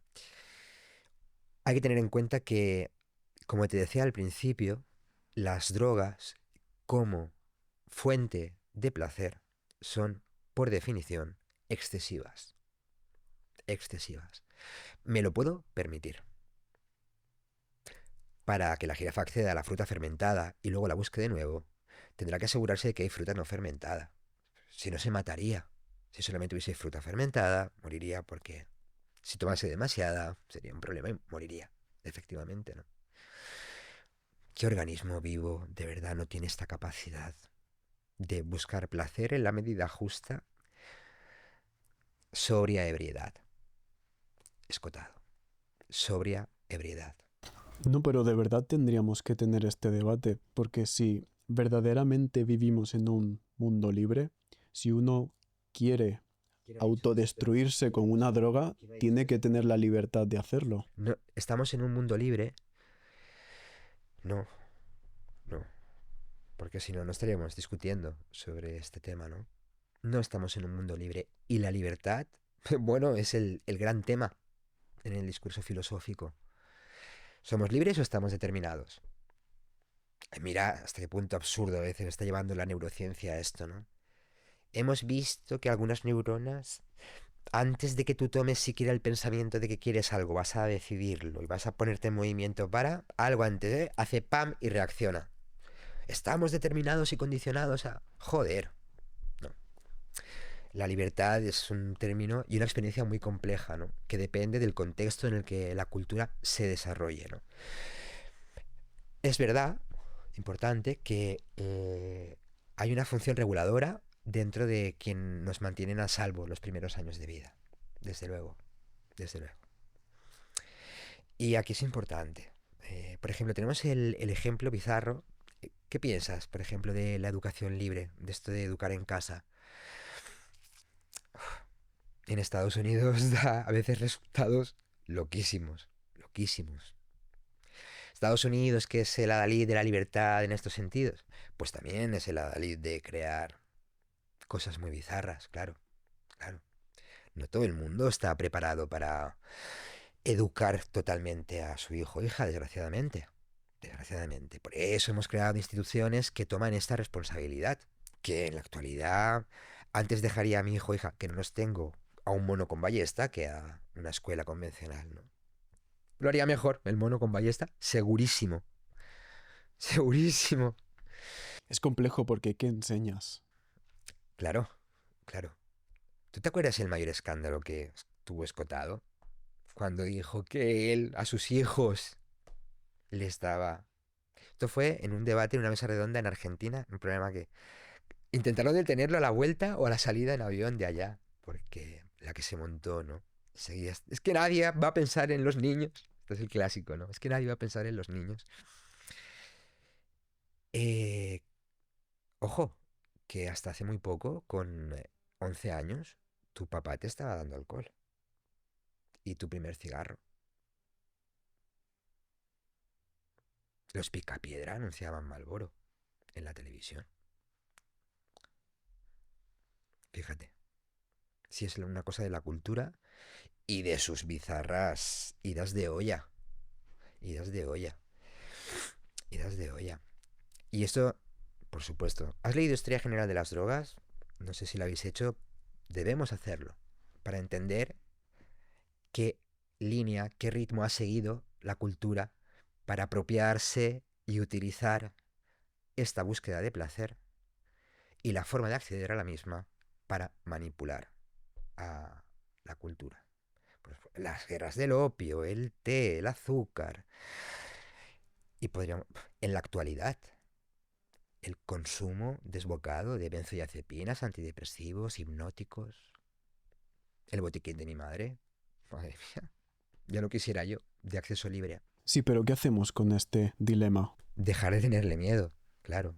Pero si tu hijo y tu hija van a acceder a ellas igualmente, pero lo van a hacer mal, se esconderán, en el mejor de los casos, pero sobre todo, lo harán como un acto de rebeldía frente a sus padres. Y de ahí en adelante, a ver cómo te apañas. Si yo no llego a tener a maestros, compañeros, gente metida en el mismo... Y sobre todo, haber asumido muchos riesgos. Yo he asumido muchos riesgos y he cometido excesos. Sí. Yo tengo, por lo que sea, una estructura, una condición que aguanto, soporto bien las sustancias sin lugar a dudas. Sí. Y creo que también he venido un poco aquí para esto, ¿no? Eh, sí, perdón, esto requeriría una explicación que ahora no. Mis sobrinos, que actualmente se acercan a los 11 12 años, eh, pronto va a llegar el momento de que su tío Salva se acerque a ellos en este sentido. Claro, claro. Sí. Mm, en su momento Escotado dijo que, y lo justificó con sentido, él le daba las sustancias a sus hijos. Imagínate la que se lió. Imagínate la que se lió, ¿no? Sí. Escotado tenía la fortuna de poder acceder, aun con los riesgos que tiene el mercado negro, que este es el otro gran problema, pudo acceder a sustancias relativamente seguras por su falta de adulteración. Claro. Tú a tu hijo, si pudieras darle chocolate de estos con aceite de palma y mil mierdas o cacao puro, ¿qué le darías? Cacao puro, ¿verdad? Cuidado que el cacao es otra sustancia psicoactiva, fundamentalmente en algunas religiones, ¿no? Podríamos también hablar a largo y tendido de qué hemos hecho con las drogas, con las sustancias sagradas de otros lugares, ¿no? Y cómo nos hemos convertido en productos de abuso, desde el tabaco, el chocolate, el azúcar. Vaya tela, sí, vaya tela. La coca, la hoja de coca. Sin duda el peor de todos estos ejemplos, ¿no? O sea, hemos- pensamos en algún momento que podíamos arrancarle el espíritu a la hoja de coca y que no pasaría nada. Y comercializarla. La Coca-Cola fue el primero que contenía cocaína. Por cierto, hay una fábrica en Estados Unidos que ha conseguido y todavía tiene en su receta original cocaína. Una única. No me preguntéis qué hace luego con esa Coca-Cola, pero podéis buscarlo en internet, lo encontraréis. Fijaros en qué hemos convertido esas sustancias sagradas, psicoactivas, el tabaco. El tabaco es la piedra angular de la gran mayoría de tradiciones en Sudamérica. Es la planta por definición sagrada, el tabaco. Mirad en qué lo hemos convertido en palitos de muerte. Ujú. Y con la cocaína algo más dramático, que encima hemos consentido que el lugar de donde la sustrajimos se convierta encima en un baño de sangre, ¿no? Sí. Entonces, estamos en el camino, porque no es algo sencillo, desde luego, desde luego. Pero por acudir a los ejemplos de siempre, Freud recomendaba a sus pacientes cocaína, hasta que se dio cuenta que si te pasas cáncer de mandíbula o esas cosas, ¿no? Y bueno, recordarnos que la prohibición de las drogas y la cultura que arrastra es una cuestión de los últimos 100 años. Antes no existía esta cosa, ¿no? Sí. Vuelvo a recordar, historia general de las drogas. Imprescindible para entender esta cuestión de la que me preguntas, ¿no? Ahora, ¿cómo lo hacemos, no? ¿Cómo accedemos de forma segura o cómo hacemos que nuestros hijos lo hagan? Ujú. Yo no sé, en tu caso, en mi casa no se hablaba ni de sexo. Esto también ha generado problemas en mí, claro. Ujú. Tuve que también salirme a los contextos más bizarros, en plan, casas ocupas, donde, para descubrirme, ¿no? Ujú. Si no tendría una salud sexual, no, perdón, una insalud sexual total, como se tiene por ahí mucho, ¿no?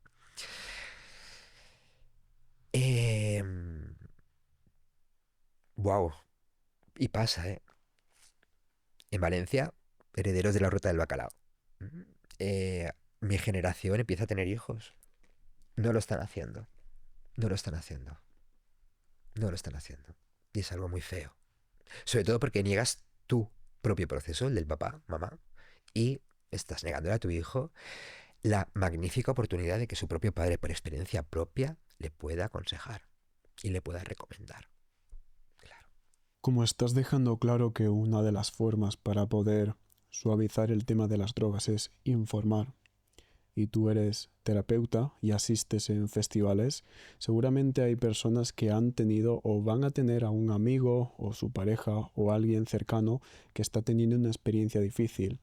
En tu caso, ¿qué es lo primero que haces cuando te encuentras a alguien que lo está pasando mal? Durante varios años con mi compañera, con Ana, hicimos un trabajo agotador, agotador, de crear una red de apoyo también. Yo tengo una asociación llamada Brote Consciente. Acompañamos experiencias de brotes psicóticos. ¿Mm? De hecho, Stanislav también fue el que acuñó el concepto de emergencia espiritual frente al del brote psicótico. No todos los brotes son emergencias, ni a la inversa, pero comparten muchas de las cualidades, ¿no? Cualquier ruptura que suframos con la realidad, que muchas veces están, o casi todas, relacionadas con una vivencia interna entre un contraste inasumible entre yo, mi experiencia interna, y lo que está ahí fuera. Se sobrepasa, se rompe y se... Casi siempre lo que hay es un ahí fuera aterrado.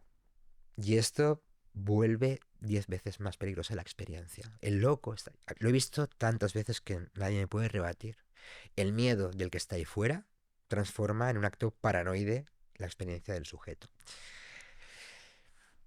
¿Qué hacemos? Primero asegurarnos antes de tomar nada que lo hacemos en un contexto seguro, relativamente seguro. Sí, yo siempre recomendaré, em, y es un clásico, ¿no? Hacerlo rodeado de gente que te pueda acompañar, en un contexto donde los estímulos externos acompañen y no puedan ser disruptivos y esto puede ser muy peligroso. Que alguien entra de repente en el espacio, alguien chilla, un perro ladra, un montón de cosas, ¿no? Em, Preparación previa también, por supuesto. Y no parar de recordar que las sustancias psicodélicas, a pesar de que ya sobre, estamos superando hasta este nivel, me parece muy interesante, con mucha cautela, pueden ser inductoras de procesos muy similares o directamente psicóticos, psicotizantes. Hay que tenerlo en cuenta. algo que repetimos como un mantra es, si tienes alguna experiencia tuya o familiar de esquizofrenia, bipolaridad, mantente alejado. Intenta evitarlos. Mm. Conocer bien la sustancia y su potencial, desde luego. Elegirla, si puedes elegir hasta de dónde viene o quién la trae. Esto es muy difícil, pero... Y este mantra también recuerda que todo esto pasa dentro de unas horas, por ejemplo, ¿no? Es un proceso transitorio. Transitorio. Esto tiene sentido si acudimos a todo lo que acabo de mencionar. Porque si no, la experiencia subjetiva en un momento fuerte puede ser aterrorizante y derivar en una experiencia de desestructuración mental, donde la sensación de que todo se acaba afecte a la estructura del sujeto como para que después, pasado el efecto de la sustancia, el daño continúe. Esto no es, tengo un primo o un amigo de una amiga que se quedó pillado después de un ácido. No, eso no es eso, que es una chorrada. Es algo más que hay que concretar y de cada personita y tal. Entonces, de este conjunto de reglas desde la seguridad y, por Dios, el acceso a la información, nunca habíamos tenido esta cantidad de acceso. Por favor, busquen, atrévanse. Me ha aburrido, porque está en muchos contextos de ocio con drogas, de que la peña no busca y no se informa de nada, tío. Buf. Y España somos grandes consumidores de drogas. Por favor, que menos que intentarlo, por lo menos, ¿no? Les da igual 8,80. Joder, joder. Bueno, entonces, pero con los psicodélicos y como terapeuta en este caso, también debo separar un espacio de ocio, una fiesta psicodélica, de la terapia o el proceso terapéutico, ¿no?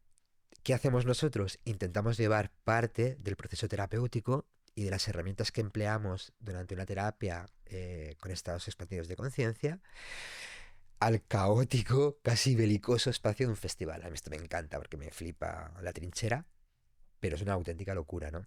Entonces, es verdad que la cultura psicodélica en los espacios de música electrónica hacen para que todo el contexto más o menos acompañe, más o menos, ¿no? Los estímulos, las personas. También la actitud de cuidado interna, que eso es algo que empieza a aparecer. O sea, cuidémonos, todos, todes. Yo he estado en un festival donde no tenía ni idea del nombre de los que tengo alrededor, pero sé que puedo y me cuidan. Wow, esto es maravilloso, pero se da poco todavía, ¿no? Entonces, ir preparado, sobre todo, tener en cuenta el potencial de las sustancias psicodélicas. ¿Y esto qué implica? Estoy actualmente para confrontarme a una experiencia así.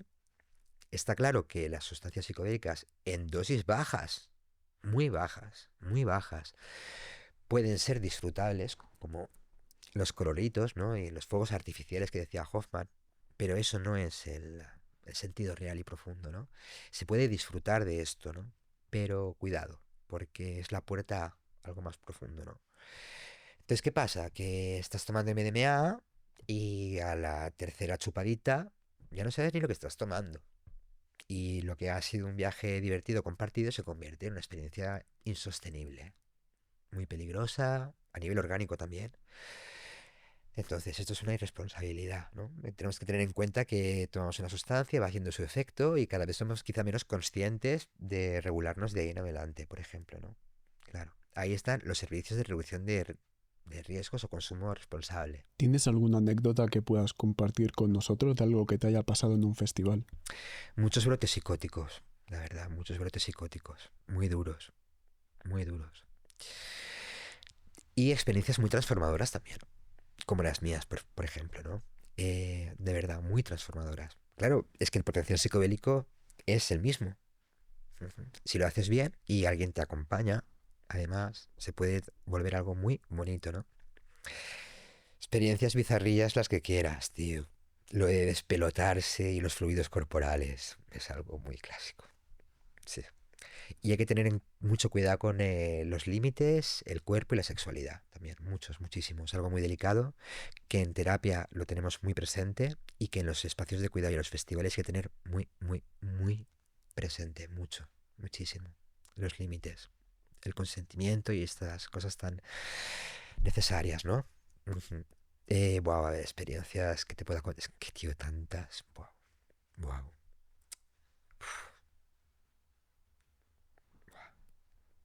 Muchísimas. Habrás visto de todo. De todo.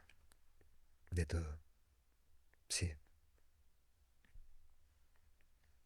Pocas que hayan terminado muy mal, pero algunas que muy mal. Sí. Ingresos psiquiátricos y todo esto, ¿no? Pero en tu experiencia ha sido más positivo que negativo. Potencialmente mucho más positiva, claro. Claro, hacemos una en cuestión de ratio, porcentajes, claro, siempre hay mucho mejor que malo, ¿no? Sí, sí, sin duda. Si no, la gente no lo haría. Claro, sin duda. Sí, sí, sí, sí. Vale, también acompañas a personas en sus viajes y una de las sustancias que utilizas es la ketamina. ¿Nos puedes hablar un poco sobre esto y en qué se diferencia con otro tipo de sustancias? Bien. Bueno, en estas circunstancias, nosotres, acompañamos en la integración sobre todo, ¿no? Es decir, una persona que decide utilizar una sustancia psicodélica y lo quiere hacer en un contexto terapéutico, estamos preparadas para acompañar, preparar, acompañar e integrar. La ketamina es una sustancia muy interesante y especial porque está dentro del mercado legal. Se utiliza, la ketamina está muy utilizada en hospitales, ¿no? Como anestésico muy seguro, primero. Se crea en los años 70, en la guerra de Vietnam. Una anestesia muy útil, muy eficaz. Tiene un potencial que la diferencia de otras, que es que y se utiliza con recién nacidos, con niños muy pequeños, porque no tiene el potencial de paro respiratorio. Perdón. En la actualidad tenemos también la línea de investigación de la ketamina como antidepresivo. Algo muy popularizado ya, habréis escuchado seguramente, incluso casos de el actor este, el de Friends, no recuerdo ahora cómo se llama, Matthew Perry. Matthew Perry, parece estaba en tratamiento por la depresión con la ketamina. Obviamente no estaba con su médico terapeuta en el jacuzzi. Bien. Eh, y aquí se nos presenta otra vez porque toda la problemática quizá que atraviesa este discurso, ¿no? Frente a los estudios aprobados, ¿no?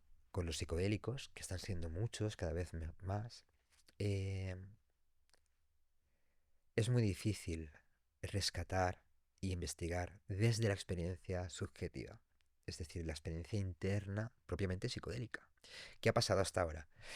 Muy hábilmente, los profesionales de la salud que estaban interesados se encargaban durante años de hacer reconocer a los comités que tocase que la psilocibina tenía, parte del uso que le damos tradicional o de ocio, efectos concretos porque lo aíslan y tienen efectos concretos muy beneficiosos sobre la jaqueca en racimos, la depresión. Ahí empieza el problema. Hay que aislar alcaloides, hay que aislar moléculas.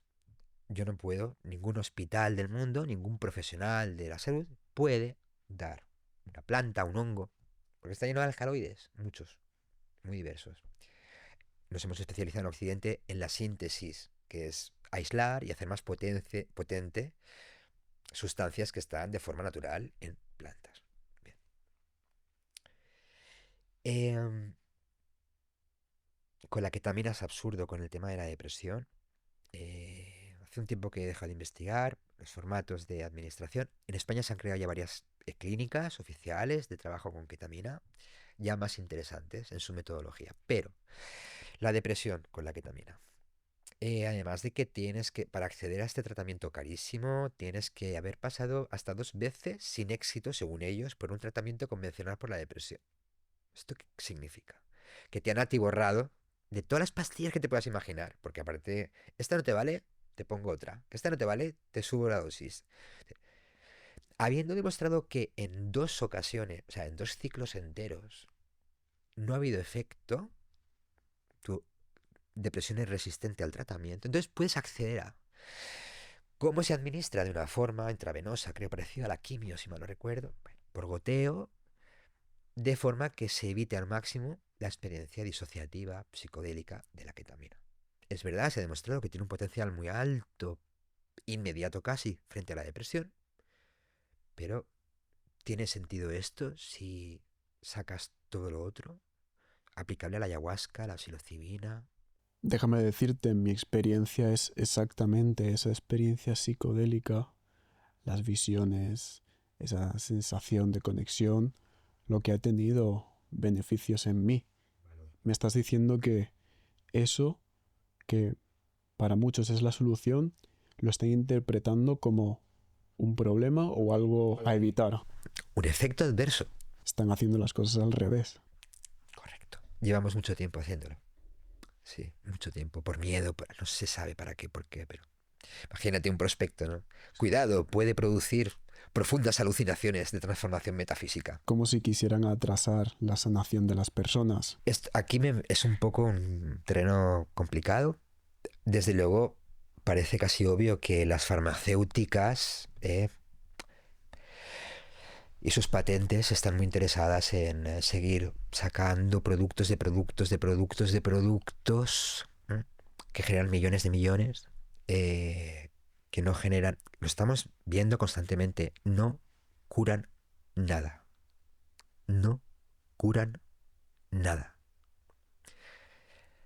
Cada vez por lo menos se visibiliza más el porcentaje de ideación suicida y el acto del suicidio con personas bajo tratamiento con antidepresivos es altísimo. Para esto al espectador le recomiendo sobre todo informes del norte de Europa, Finlandia, Noruega, que van a encontrar cosas muy interesantes. Muchísimo.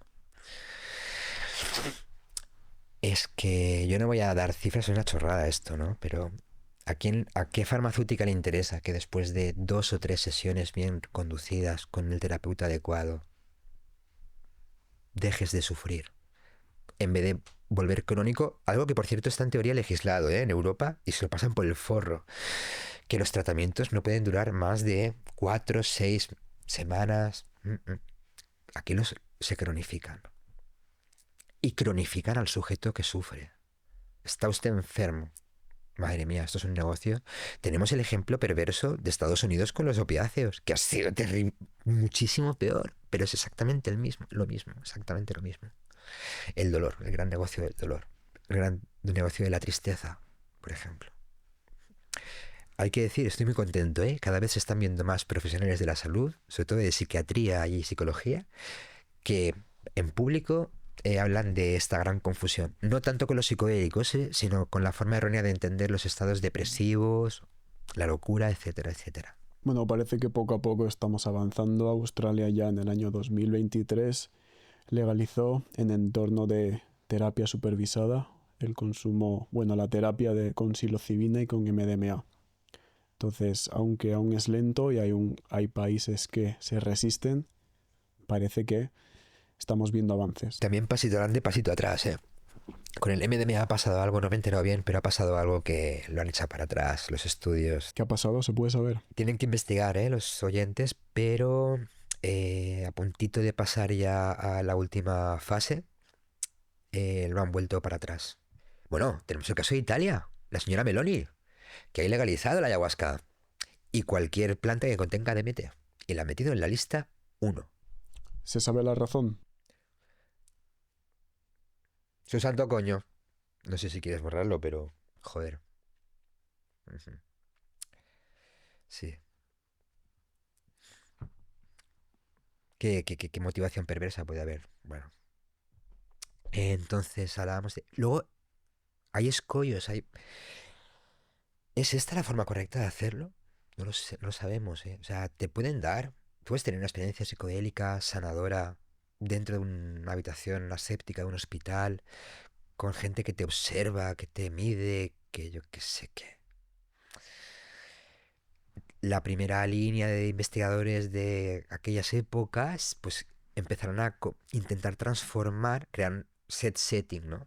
Bueno, aunque lo hagamos dentro de nuestro espacio, que sea bonito, con buena música, con adaptar a... Claro, claro, claro. Pero esto desapareció y se prohibió, se persiguió bastante, y lo estamos retomando, ¿no? Y Claudio Naranjo, vamos a educar a la siguiente generación que se encargue de esto, ¿no? Y como te decía antes, no parece que tengan que ser psicólogos o psicólogas, o médicos y médicas. Por lo menos si siguen como así, o sea, si siguen como hasta ahora, cómo se convierten en médicos y psicólogos. Ahora, ¿cómo se hace, no? Una vía intermedia es, podemos empezar a, porque os recuerdo que aquí en España solamente un psiquiatra te puede dar medicación. ¿Esto qué supone?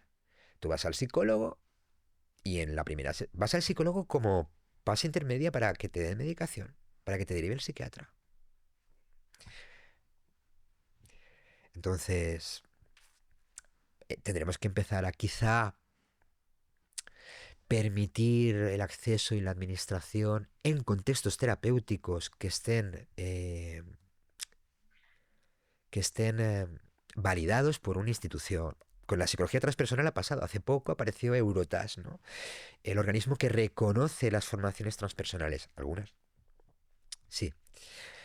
Y si tienes psicología, ya te puedes convertir en psicoterapeuta transpersonal. Esto es algo muy interesante y bastante nuevo, ¿no?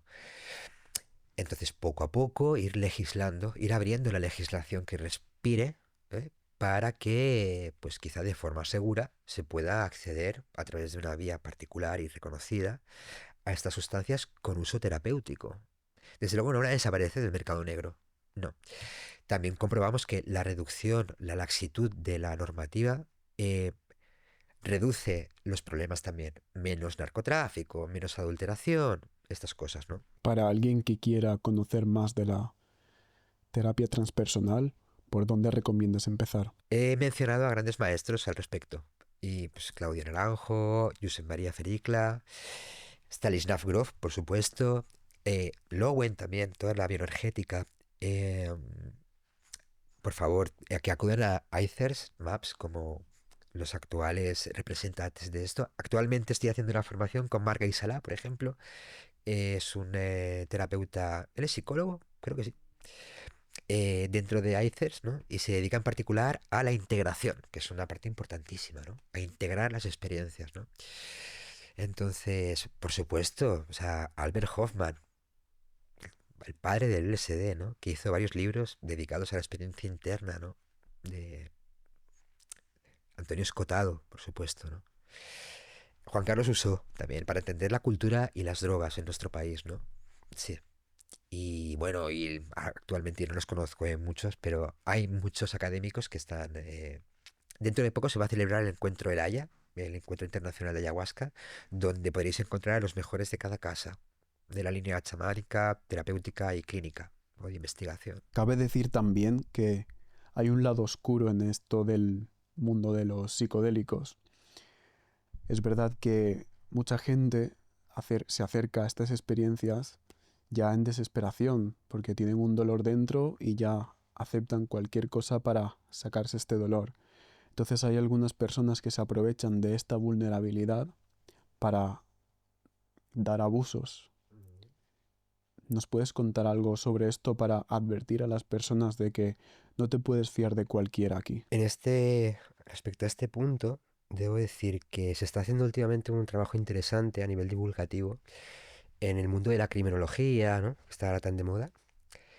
Y están haciendo un esfuerzo. En este punto recomiendo a Garrido, Vicente Garrido, ¿no? De aquí de la Universidad de Valencia, em, que se están encargando de avisar o de advertir de la figura del psicópata, que sería otro rasgo del carácter muy particular, otro conjunto de rasgos, bueno, que se caracteriza por, como resultado final, la falta de empatía. Y por lo tanto ver al otro como un objeto y no es un sujeto, un fin para tus medios, ¿no? Un medio para tu fin, perdona. No digo que esto sea el caso general, ¿no? Pero eh, recuerdo que me preguntaste hace unos días cómo reconocer a... ¿m? Cómo fijarte, darte cuenta de...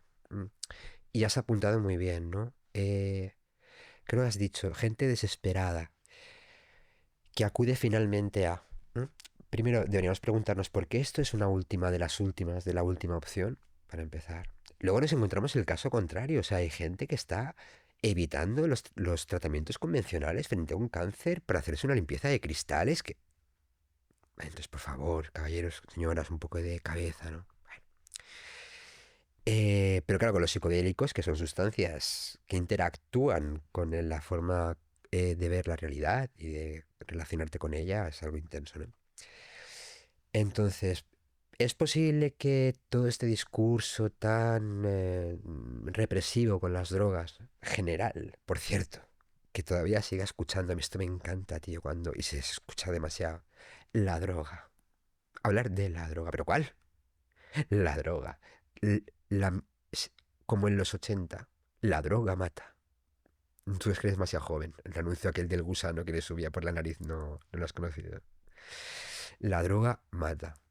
Algo que en una época tuvo cierto sentido, que tendrían que haber dicho seguramente la miseria urbana en el contexto y al lugar adecuado generan peligrosamente por la falta de información una generación abocada a la autodestrucción. Bueno, entonces, eh, quizá ha hecho falta importar de forma exagerada, inflada, barroca, una tradición ajena a la nuestra, que incluye una planta enteógena.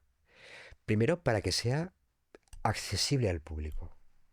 Es posible. Me lo acabo de preguntar ahora, con esta pregunta que me haces. Es posible que haya necesitado, ¿no? Hayamos necesitado para superar ese gran tabú. No, es una planta. No, es una...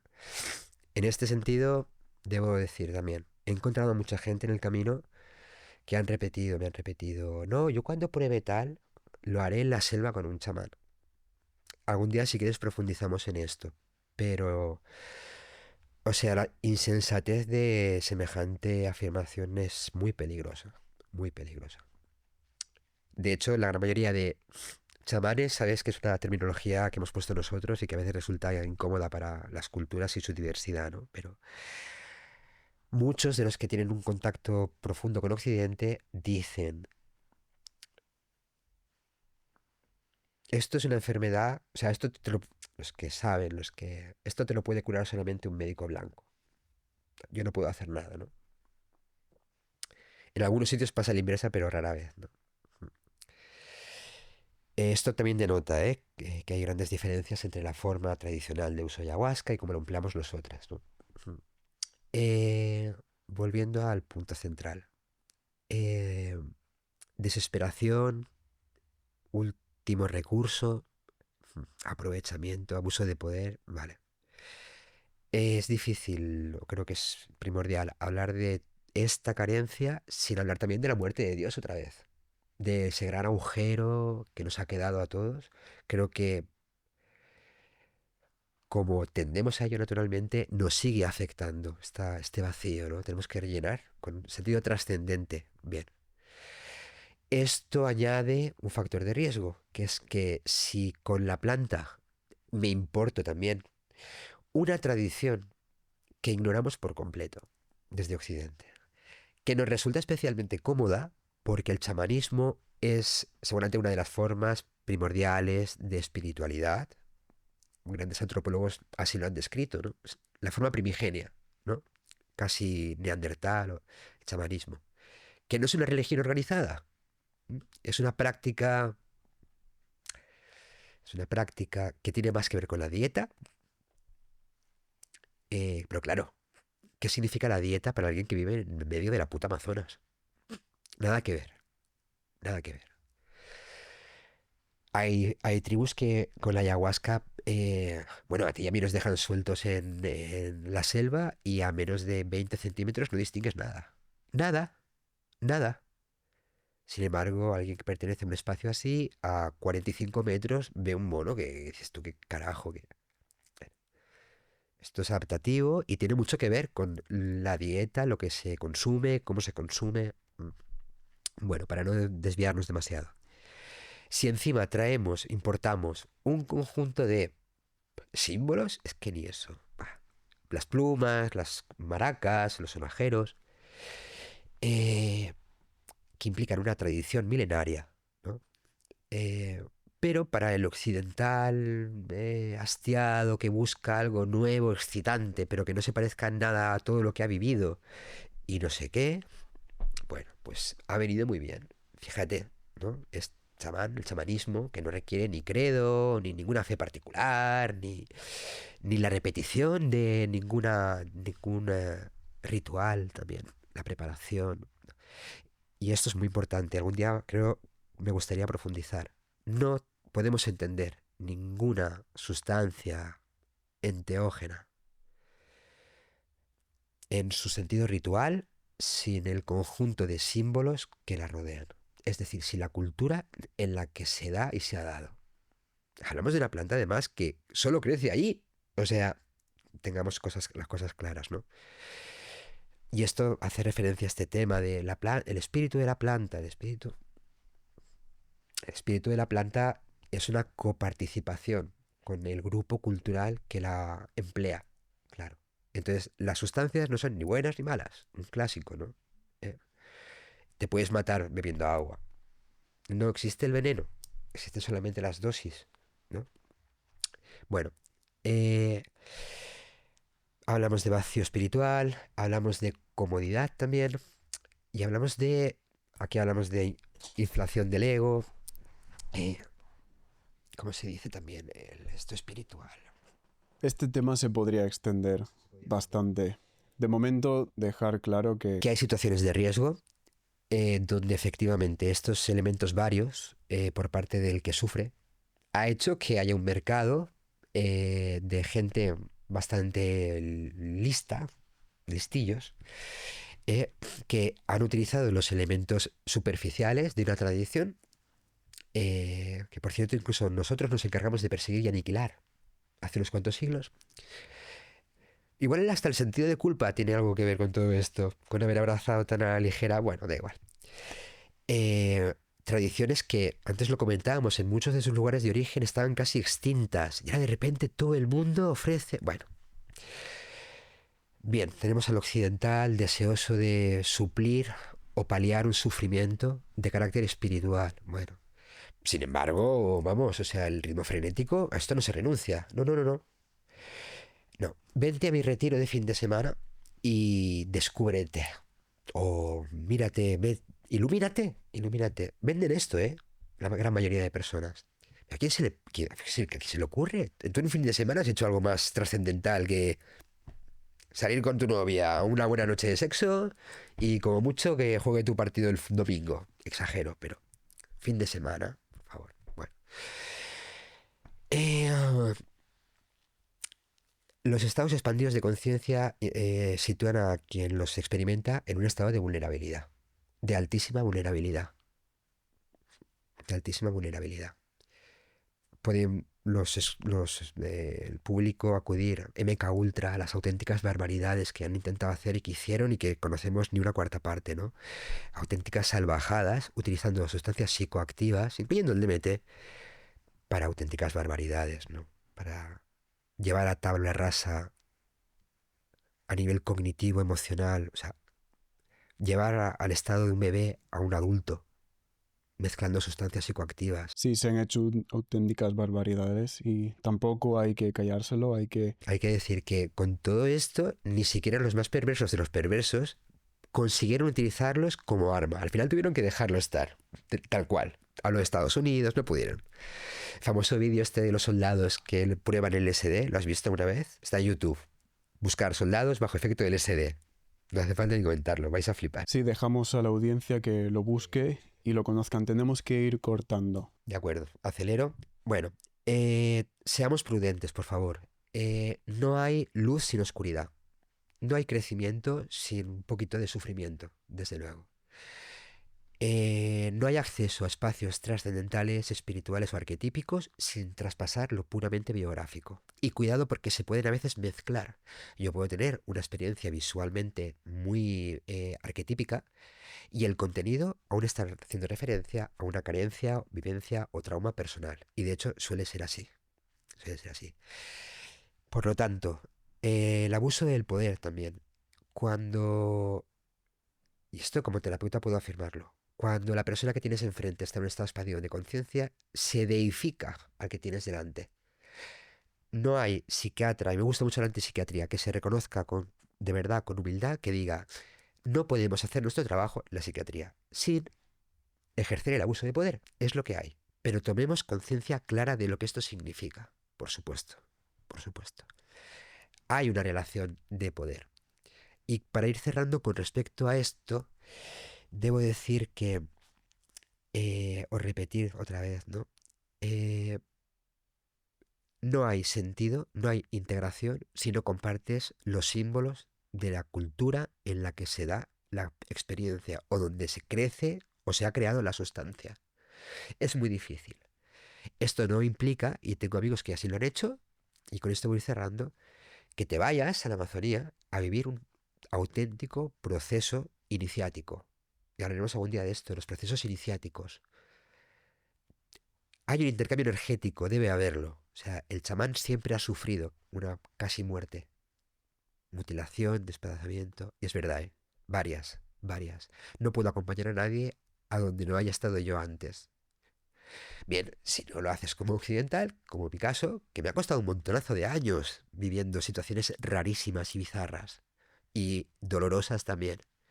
O te vas a la Amazonía, o te vas con una técnica sufi, pero que implica compromiso absoluto, renuncia, práctica, entendimiento profundo del linaje. Yo he hablado de nuestro linaje, desde Jung hacia atrás, incluyendo a mis maestros directos. Es mi linaje. Una pregunta al público en general. Cuando estás en un retiro de esto y te dicen, ahora para los ancestros, ¿a quién coño te estás refiriendo? Yo preguntaría en ese momento, ¿a quién estás pidiendo ayuda? ¿A tu abuelo? Y eso. ¿Qué ancestros, colega? Y por tu suerte que no te oigan a los que estás llamando, porque estás cometiendo una auténtica herejía. Y se paga muchas veces ibris, decían los griegos. Ícaro se quemó. No te puedes acercar tanto a los dioses si no has vivido el proceso iniciático. Claro. Esperemos que todo esto que has dicho inspire a las personas a tomar precaución cuando vayan a acercarse a estas experiencias. Dos preguntas muy rápidas que nos tenemos que ir. ¿Cómo defines la experiencia psicodélica en una sola palabra? Vamos a decir curiosidad. Curiosidad. Perfecto. Me gusta que el invitado cierre el podcast.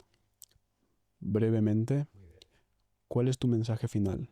Mi mensaje final sería, recuerden, hemos venido aquí a pasarlo bien. Hemos venido aquí a disfrutar. Y esto tiene también un sentido muy trascendental. Mucho. Hasta el punto de que somos puro deseo. ¿De qué? Del otro. El encuentro con el otro. Que es ese gran otro yo desconocido.